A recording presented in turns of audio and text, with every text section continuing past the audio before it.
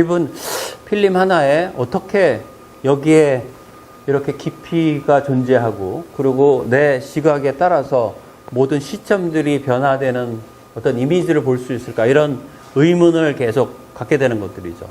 이 시간을 통해서 여러분들이 이것이 앞으로 존재할, 그리고 의문들이 굉장히 많고 궁금한 지점만 있어도 굉장히 좋은 시간을 저는 보냈다라고 생각을 하고 있습니다.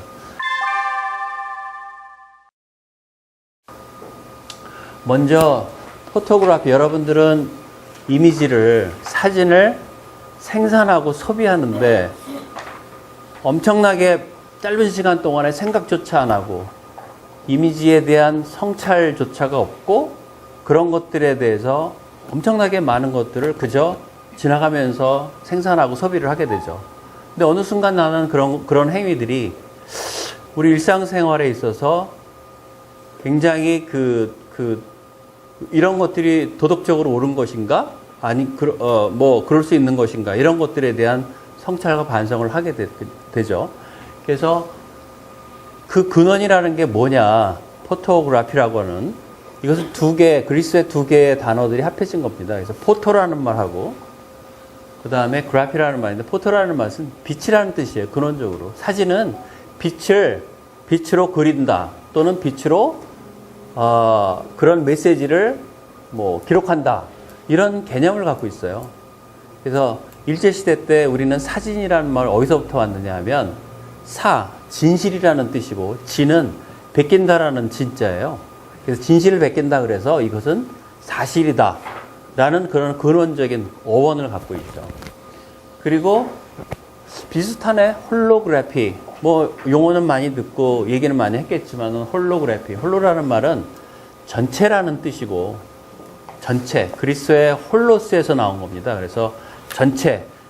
말하다시피 아까 빛은 한 방향에서만 들어온 빛을 기록한 것이 한 단면인데 비해서 홀로는 전체를 기록한다. 그래서 이면. 아까 제가 턴테이블에서 한 바퀴 돌았을 때처럼 모든 단면들에 대한 정보를 기록한다. 두 가지는 기록 방식이, 용량이, 데이터가 엄청 차이가 있겠죠. 과거에는 상상만 있었어요. 그게 가능할까? 지금 그 용량을 기억하고 저장하고 보낼 수 없는데 그게 무슨 상관이에요? 이게 쓸 수 있을까? 부정적인 태도는 새로운 것을 만들지 못합니다. 그러나 그런 것들이, 그런 논리를 계속 갖고 있는데, 그럼 반대로 뭐냐?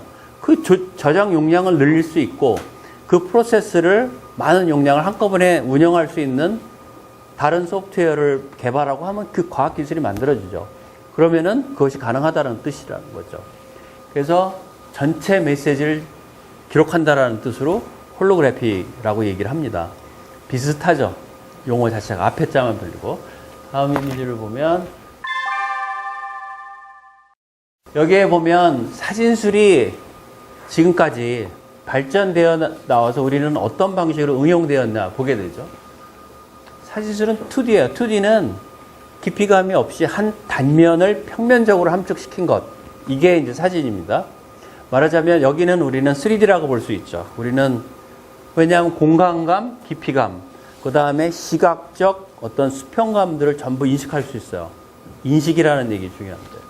그런데 사진은 한 단면을 깊이감 없이 평면적으로 한 얇은 종이 위에 기록해 놓은 것, 이거거든요.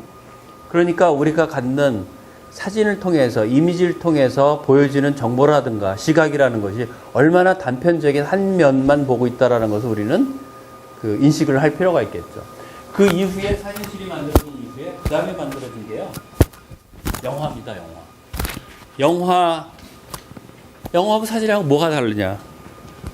영화는 시간성을 가지고 사진을 반복적으로 계속 연결을 해놓은 거예요. 그 근원은 어디냐? 사진으로부터 출발이죠. 사진 1, 사진 2, 사진 3, 사진 4. 이거를 쭉 연결을 해서 조금 빠르게 돌렸더니 마치 이것은 움직이는 것처럼 보이더라. 그래서 그것은 마치 실제로 시간성을 가지고 나는 뭔가 행동을 하고 움직이는데 훨씬 더 설명적으로 많은 것들을 전달할 수 있다는 거죠. 그것이. 거기에 감성도 들어가고 다양한 부분이 들어가서 우리는 어떤 메시지를 전달하거나 그것을 통해서 감동을 줘서 눈물을 흘리게 만들 수 있는, 그것은 또 다른 예술적인 차원들이 포함되는 것들이죠. 그 다음에 이제 이것을 전기 신호로 바꿔서 우리는 모든 온 가정에 동시에 리얼타임으로 이렇게 뿌려주는 거죠. 뿌려주는 거죠. 영상, 비디오, TV 이런 것들이 전부 포함되는데, 이런 것들은 전부 2D입니다. 2D. 단지 시간이 빠르게 전개되면서 그것이 마치 무슨 움직인다든가 연속 손상이 있다든가 연결성을 갖는다든가 이런 것들에 불과한 것이지, 그 근원은 사진의 연결이라고 볼 수 있는 거죠. 그 다음에 이제 크게 근간을 뒤흔드는 또 다른 방식이, 그렇다면 우리가 한 평면만 볼 수 있는, 한 단면만 보느냐? 우리는 그 깊이감과 공간감을 인식할 수 있도록 3차원, 이 3차원의 세계를 그대로 전달하는 방식이 바로 이제 여기 생기게 됩니다. 이것은, 이 원리는 만들어진 지가 한 60년 전에 논리만 나왔어요. 논리만. 이걸 가지고 그때는 실험을 할 수가 없었어요. 그래서 그 결과를 증명해낼 수가 없었어요. 그랬는데 레이저가 발명되면서, 그게 1960년대 레이저가 발명되면서 이제 그걸 실현할 수가 있었어요. 그러니까 이런 3D라고 하는 물체를 그대로 3D를 가지고 재현할 수 있는 방식을, 논리만 있어서, 원리만 있었는데 그것을 실현할 수 없었어요. 실험할 수 없었어. 증명해 보일 수 없었기 때문에 그 제한을 두고 그대로 두고 있다가, 그걸 하기 위해서는 레이저라고 하는 특수한 빛을 필요로 했었죠. 근데 그것이 나중에 발명이 되면서 그걸 응용해서 그 기술이 다시 이제 올라오게 됐던 거죠. 그래서 1970년대에 이 논리를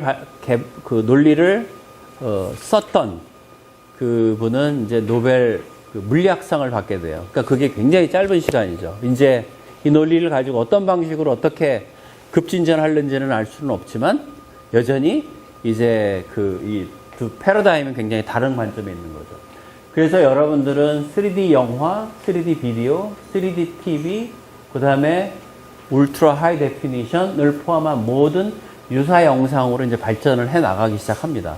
그래서 1840년대는 사진이 발명될 때입니다. 인물, 그것이 시각 언어 전달이었어요. 초창기에는 말을 전한다든가 아니면 글을 통해서 전달하는, 굉장히 추상적이고 관념적이에요.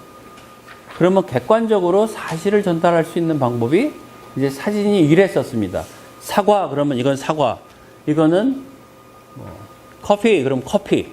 이것이 명확하게 이렇게 객관적으로 전달되어졌던 진실을 베끼고 기록하고 하는 그런 구성 체계 속에서 있었던 것들이고, 그러다 보니까 수요가 많아지다 보니까 이제 상업화가 되는 거죠.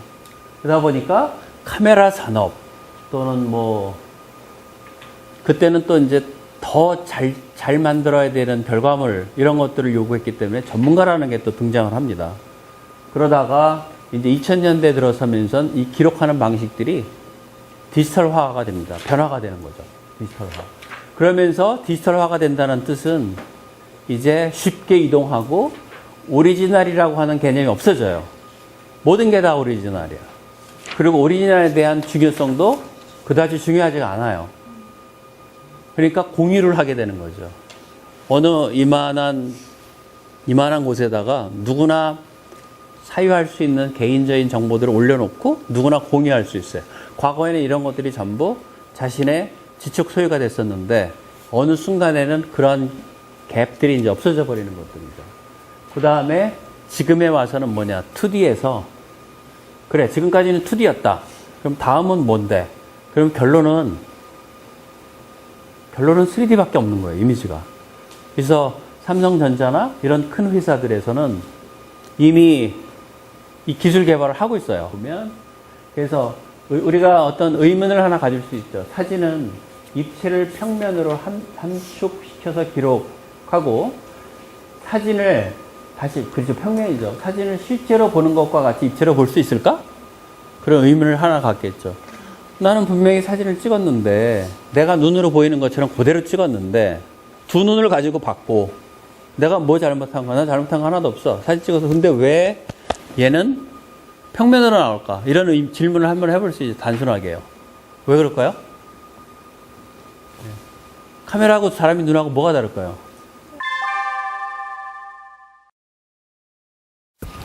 우리의 눈이 두 개라는 거예요. 그래서 반대로 입체로 보이게 할 수 있는 방법 뭐냐? 그러면은 내가 처음에 봤었던 두 개의 눈으로 따로 분리해서 들어오게 하면 된다. 이게 이제 중요한 지점입니다. 그래서 오래전부터 입체로 보이게 하는 노력들은 많이 했습니다. 그래서 다음 걸 보면 오른쪽 시각 정보, 왼쪽 시각 정보를 각각 분리해서 들어오게 하면 되죠. 그래서 우리는 카메라 렌즈 두 개 있는 카메라를 가지고 오른쪽 눈, 왼쪽 눈을 역할을 따로 하고, 그리고 얘네들을 눈으로 들어오게 할 때는 각각 분리해서 오른쪽 정보, 왼쪽 정보를 따로 분리해서만 들어오면 돼요. 그러면은 그야말로 판타스틱한 그런 어떤 공간감을 우리가 놀랍게 봐요. 그죠? 그래서 기존의 3D 영화나 영상은 두 눈에 서로 다른 정보를 분리시키기 위해서 반드시 안경을 썼어야 돼요. 안경을 끼든 뭘 하든 간에. 어쨌든 분리를 하기 위해서. 그러나 현존하는 입체 영상 구현하는 중에서 여러분 보셨다시피 입체로 인식하는데 아무것도 안 끼지 않고 하는 거예요. 아무것도 그냥 평상시처럼 하는 거죠. 재현할 수 있는 유일한 방식이에요. 그러니까 지금 하고 있는 방식들은 안경을 끼고 어떤 또 다른 디바이스를 필요로 했는데, 이제 그런 거 없이 마치 내가 실물을 보는 것처럼 볼 수 있는 방법이 뭘까? 이런 기술을 이제 계속 늘리는 게 다음 세대가 가는 일들이겠죠. 자, 이 사람은 74년도에 노벨 물리학상을 받습니다. 이거를 개발하는 이유로. 또 다른 거, 예. 그래서 우리는 여기서 빛을 하나, 요것만 간단하게 설명을 하면 될 것 같은데. 들어오신다는 건가? 아, 나가신 거예요? 체력이 떨어지네. 예. 여러분들, 레이저가 60년대 개발이 됐는데요. 우리 일상생활에 이미 침투가 돼가지고 가정에도 굉장히 많아요. 단지 우리가 인식을 못하는 것 뿐이지. 그래서 여기서 새삼스럽게 레이저 얘기하면 굉장히 어려울 것 같고, 저건 나하고 다를 것 같고, 근데 이미 여러분들은 계속 쓰고 있어요. 얘는 뭐냐 하면요. 제가 이 개념만 얘기를 해드릴게요. 태양광원이 있어요. 바깥에 태양광원. 태양광원에 프리즘을 갖다 댔더니, 프리즘은 이제 굴절을 다르게 하는 프리즘. 그랬더니 무지개 색깔이 보이더라. 빨주노초 파남보예요. 그 중에 대표색을 우리가 서로 약속하고 전달하기 위해서 레드, 그린, 블루 세 가지 대표색을 이제 선정합니다. 그래서 레드, 그린, 블루 이런 것을 우리는 뭐라고 얘기하냐면 한 개의 파장을 가지고 있다. 그래서 우리는 단파장이라고 그래요. 하나, 레드, 그린, 블루 세 개. 각각 단파장이에요. 그러면 태양광원은 반대로 세 개가 합해진 파장이니까 복합파장이라고 얘기를 합니다. 그래서 레드, 그린, 블루 그 중에 빨간색만 끄집어낸 태양광원, 이게 레이저예요. 파란색만 끄집어낸 것 또는 녹색만 끄집어낸 것, 그것만 따로 분리를 한 거예요.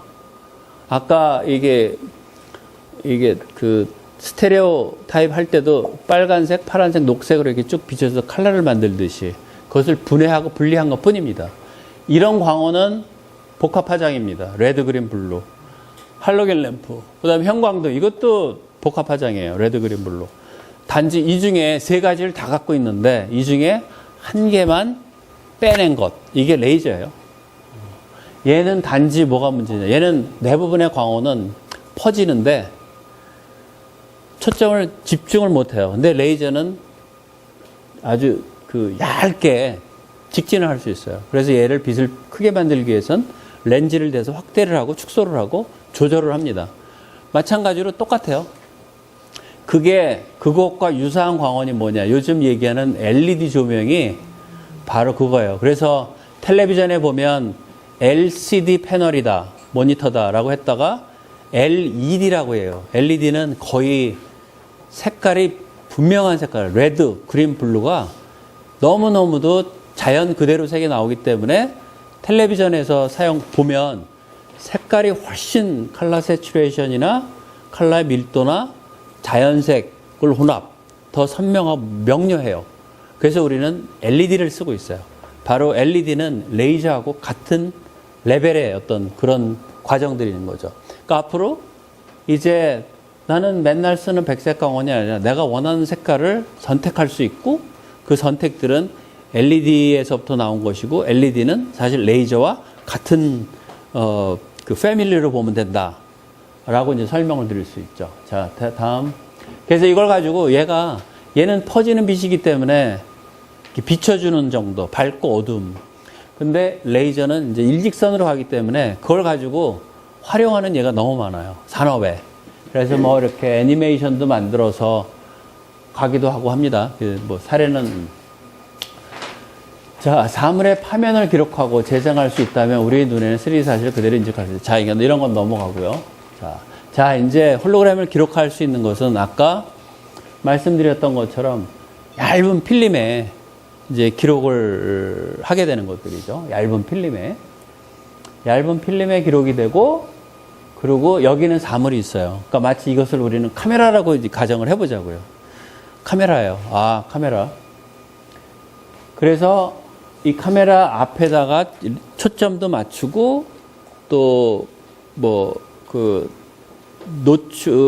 빛을 차단하기 위해서 케이스도 만들고 이게 카메라 구조인데 여기서는 카메라가 필요가 없어요. 초점을 맞출 이유도 없어요. 그대로 다 기록이 되니까. 대상이 있어요. 이건 사람일 수도 있고 그냥 동그란 공일 수도 있고. 그래서 우리는 사진은 여기에 이제 좀 이렇게 좀 쉽게 개념을 설명하다 보니까 제가 좀 태도가 좀 불량하긴 한데요.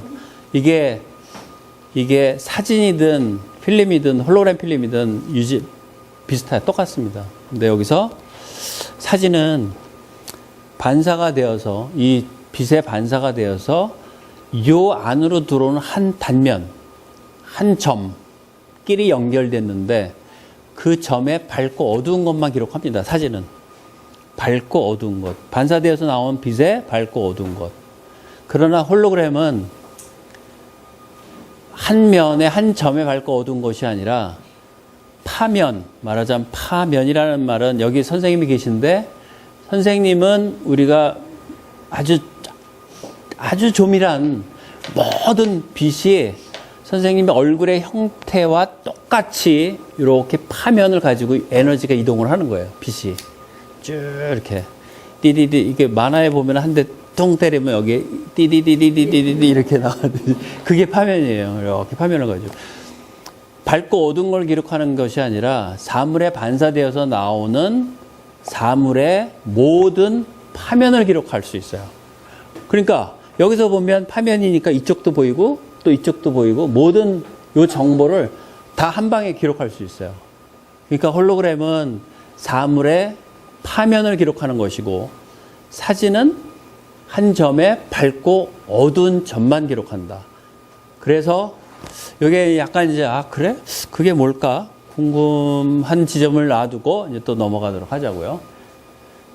자, 아까 설명했던 사진은 물체의 밝고 어두운 빛의 강도만 기록하는데 홀로그램은 사물의 파면을 기록한다. 이 파면이라는 개념이 조금 좀 감이 없을 텐데 어쨌든 뭐 이거는 의문에다 놓으시고 한번 나중에 파면이 뭘까 이렇게 좀 생각해 보십시오. 그래서 아까 말씀드렸던 것은 물체에 반사되어지는 빛과 또 이 파면을 기록하기 위한 빛을 우리는 레퍼런스 빔이라고 얘기를 하고요. 두 개 간에 거기에서는 빛의 간섭이 생겨요. 그러니까 여기서 잔잔한 호수에 누가 돌멩이를 던졌어요. 그래서 물이 이렇게 파동을 가지고 이렇게 이동하는데 여기도 누가 똑같은 돌을 던졌어요. 그럼 여기도 이렇게 두 개가 이렇게 만나는데 가운데 있게 되죠. 똑같은 힘이라고 한다면 두 개가 서로 간섭을 한 거예요. 이게 간섭입니다. 단순하게 얘기하자면 빛도 마찬가지예요. 이렇게 움직이고 여기서 움직여서 여기에서 만나는 지점에는 간섭이 생겨서 증폭이 되고 하나는 다운이 되고 그거에 대한 기록입니다. 그래서 우리는 간섭이라는 얘기는 많이 하는데 빛의 간섭이 뭘까? 여러분들은 나중에 관심 있으시면 또 이제 책을 보시면서. 일반 사진 찍는 것보다 홀로그램 사진 기술이 오래 들 필요 기술이 없어도 괜찮은가요? 우리 일반 사진 찍을 때 사실 기술이 많이 필요하잖아요. 뭐 사진 기술이요? 네, 아, 이게 훨씬 더 쉬워요. 그러니까. 네네. 네네. 아, 이건 되게 쉬워요. 사진 찍으려면 무슨 뭐 기능도 있어야 되고 다양하게 하는데, 여기는 그런 면에 비해서는 뭐, 이제 하실 것들을 제가 쭉 얘기하는데 그 단계가 별로 없어요. 한번 볼까요? 근데 조심을 하셔야 되는 부분이 있는데, 그거는 뭐 처음 하는 사람이, 처음 한다 그러면 자동차 운전도 사실 뭐 좀 기술이 좀 부족해가지고 덜커덕거리기도 하고 시동도 꺼트리기도 하고, 그거야 뭐 이제 얼마큼 다루느냐 하는 문제이기 때문에 이거 훨씬 더 단순합니다. 자, 이제 보실까요? 레이저 및 광학 세팅인데, 요거는 이미 세팅이 돼 있어요. 단순하게. 다음 거 보면 이렇게 돼 있습니다. 이렇게 준비가 돼 있어요. 이게 필름판, 그 다음에 오브제도 준비가 돼 있으니까 여러분들은 있는 걸 가지고 한번 반복해서 만들어 보시기 바랍니다. 그 다음에 필름, 아까 그게 필름이잖아요. 필름이니까, 얘가 필름이니까, 필름은 이제 두 종류예요. 하나는 유리판에도 만들어지는 게 있고, 유리판이면 플랫하니까 작업하기가 좋겠죠. 근데 얘는 이제 이렇게 휘었잖아요. 그러니까 얘를 유리판에다 이렇게 밀착시키는 건데, 직접 하시기보다는 해놓은 게 있는 게 좋지. 그래서 준비가 됐다는 건가? 준비된 걸로. 그래서 이미 아마 이렇게 필름을 유리판에다 이미 시간이 없으니까 이미 다 붙여졌을 것 같아요. 그래서 이거를 그냥 들고 올려놓으시면 될 것 같아요. 그 다음에 안정시간. 아까 말씀드렸다시피 간섭 홀로그램 만들기 위해서는 이게 진동이, 움직임이 없어야 되니까 한 3분에서 5분 정도는 이렇게. 왜 어디가? 그냥 앉아 계세요. 조금 이따 같이 합시다. 그렇게 3분 정도 기다리고, 그 다음에 노출을 주게 돼요. 노출은 어떻게 됐죠? 5초. 노출도 되게 짧으네요. 하나, 둘, 셋, 넷, 다섯. 이렇게 하면 노출 준 겁니다. 빛을 줘야 되겠죠. 필름에다가. 아이, 왜 안 눌러? 그래서 누르라고. 안정됐고, 그 다음에 노출.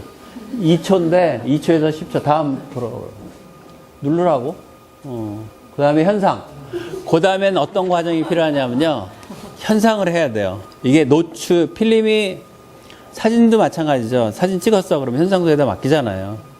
그거는 이미 여기에 잠재적으로 노출이 됐다는 건 잠상이 들어가 있다는 뜻이고, 잠상을, 현상이 뭐냐? 상을 현한다라는 거, 보여주게 만든다. 이게 현상이에요. 그래서 거기도 여러분들이 직접 한번 해보십시오. 이렇게 해서 사진 경험이 있으신 분들도 있고 없으신 분들도 있을 텐데, 그것도 단순해요. 그냥 이렇게 교반을 하는 건데, 약품이 골고루 이 위에 이렇게 움직여지도록 만드는 것, 이게 현상입니다. 그거 하시면 되고, 그 다음에 이렇게 나오면은 건조, 헤어드라이를 이렇게 말리시면 됩니다. 이렇게 해갖고, 아까 보셨던 거예요. 요거는 제가 중앙도서관에 이 고구려 도서관이니까, 도서관은 고구려 시대 때 경당이라고 얘기를 했대요. 경당. 그게 뭐냐? 큰 내거리에 그 나라에서 큰 집을 짓게 했는데, 내거리니까 사람들이 많이 왔다 갔다 거리죠.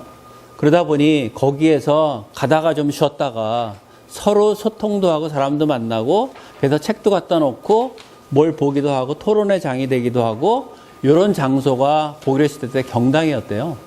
그리고 그 경당이 지금에 와서는 그게 도서관이었다. 이렇게 얘기를 해서 제가 거기에 이제 작품을 만들 때, 이게 이제 네 개로 만든 게 큰 사거리라는 것을 의미를 하고, 그 다음에 요런 그림들은 이게 그 책가도라는 건데, 조선시대 때 학자들은 그 당시에 이제 자기들이 뭐 가지고 있었던 문방사우, 또 뭐 책들, 청나라 시절에 뭐 받았던 명품 도자기, 뭐 화장하는 경대, 이런 것들을 이제 그림을 그리게 했어요. 그러니까 학자들은 그런 걸 가지고 자기 자신에 대해서 굉장히 이제 뭐 나는 이런 멋있는 걸 갖고 있다. 여러분들 그 가방에 가면 나는 오늘 뭐 프라다 가방을 탁 하나 들었다. 뭐 이런 기분으로 했었던 것 같아요. 그래갖고 그때 조선 후기 때 그걸 그림을 그리게 했었는데 그게 평풍으로 나온 건데 그걸 책가도라고 합니다. 그래서 책가도에 보니까 거기 보니까 우리 조선 시대 때 우리 그 전통적인 그 아이덴티티는 거의 없고 무슨 뭐 청나라 시절에 화려한 도자기 뭐 이런 것들만 있더라고요. 그래서 저도 깜짝 놀랐어요. 그때나 지금이나 그런 뭐 귀부인들이나 이런 학자들이 받았던 선물 받았던 이런 것들에 대해서는 뭐 과시하거나 자기를 보여주거나 이런 어떤 뭐 어떤 그 레벨에 대한 상징 뭐 이런 것들이었던 것 같아요. 그래서 그런 것들을 그려줬고 도서관에 이제 설치되어 있는 장면들이고 요거는 이제 전에 대전 핵융합연구소에서 핵융합을 할 때면 쫙 이렇게 열리는 것을 이제 3D로 만들어 놓은 게 있는데 그 그래픽을 여기다 담아 가지고 뭐 네 군데서 볼 수 있도록 했고요. 그다음에 이거는 이제 저쪽 그 극장에서 그때마다 무슨 공연이 있을 때 맨날 뭐 모니터에다가 하는 평범함보다는 뭔가 좀 다른 차원에서 볼 수 있도록 했던 거고요. 그래서 이 구조라는 것은 이렇습니다. 아까 선생님들이 역시 뭐 몇 가지 질문을 해주셨는데 그게 다 맞습니다. 여기에 이제 그 위에 있는 것은 피라밋인데 안에는 아무것도 없이 그저 그냥 유리예요. 근데 유리가 조금 다른 게 빛을 유리에 보게 되면 유리에도 이미지가 창문에 보게 돼도 이미지가 두 개씩 보이게 되죠. 그것은 투과하고 반사하기 때문에 그 유리는 여기에 빛이 10개가 들어가면 반사는 3개만 하고 7개는 통과해라. 어떤 유리는 5개만 통과하고 5개는 반사해라. 어떤 거는 하나만 통과하고 나머지 9개는 뭐 반사해라. 이렇게 거기에 어떤 재질을 하느냐에 따라서 그게 달라요. 어쨌든 문화예술을 통해서 문화예술은 소통이 가능합니다. 그리고 전달을 굉장히 그 다른 관점에서 할 수 있죠. 상상력을 확장할 수 있다. 두 번째는 창의적 사고가 향상이 되고 그 다음에 여러분들이 한 수업 효과를 확대시킬 수가 있다라는 생각을 합니다. 이게 굉장히 중요한 부분이고요. 그래서 홀로그램 제작 경험을 통한 교육 영역들은 제가 보기에는 먼저 빛에 대한 본질 및 특성 그리고 시각에 관련된 학습들이 가능할 것이다. 오늘은 굉장히 함축적으로 뭐 선생님들 한번 경험해 보십시오. 라는 어떤 그 이슈만 던졌는데 사실은 하나하나 하게 되면 이 논리가 어려운 게 아니고 빛에 대한 부분을 아주 근본적으로 과학적으로 이해할 수 있는 부분이 있다라는 것들이죠. 두 번째는 기초 광학이라고 할 정도가 아니에요. 굉장히 언어가 좀 학문 같아 보이는데 우리가 일상생활에 핸드폰 사용할 수 있는 유저면은 이런 정도는 훨씬 더 핸드폰이 어려워요, 저는요. 훨씬 더 쉬워요. 그 다음에 물리에 대한 이해가 있을 수 있다. 물리나 광학이라는 것은 사람을 합리적이고 또는 논리적으로 만드는 구조를 갖고 있어요. 그런 것들도 이제 필요하겠다. 그 다음에 이미지에 대한 어떤 사실적 재현 방법, 리얼이 뭐냐, 실제가 뭐냐, 라는 것에 대한 본질을 우리가 이해할 수 있을 것 같고요. 그 다음에 더 중요한 건 아까 말씀드렸다시피 사물에 대한 관찰이에요. 뭐 여기는 누구나 다 가지고 있지만 예술가라는 것은 똑같은 일상생활 속에서도 정말 다른 시점으로 보거나 다른 관찰 속에서 다른 경험 속에서 그것을 해석하고 또 그 해석되어진 것을 자기 관점으로 자기 이야기를 하는 것들이죠. 그래서 인지의 논리적 이해가 가능할 수 있겠다. 그 다음에 아까 초반에 말씀드렸다시피 우리는 이제 2D라고 하는 어떤 시각 언어 속에서 이루어지고 있는 그러한 어떤 그 사고방식, 생활에서 우리는 3D라고 하는 구조 속에서 우리는 삶도, 생활도, 인생도 모든 과정도 그 속에서 이제 입체적으로 모든 사고할 수 있는 그런 어떤 영역이 생길 수 있기 때문에 그런 것에 대한 인식을 가질 수 있다. 그 다음에 어떤 미적 구성들, 내가 왜 스푼을 2개를 올려놓았는지. 아까 보시면 이게 스푼이에요. 조그만 스푼.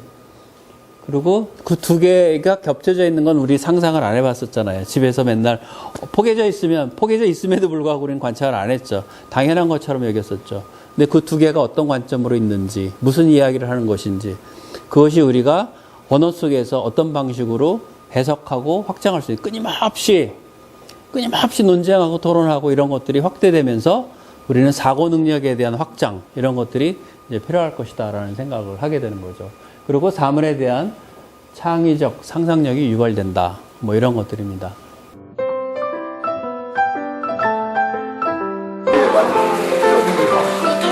돌아야 되는데.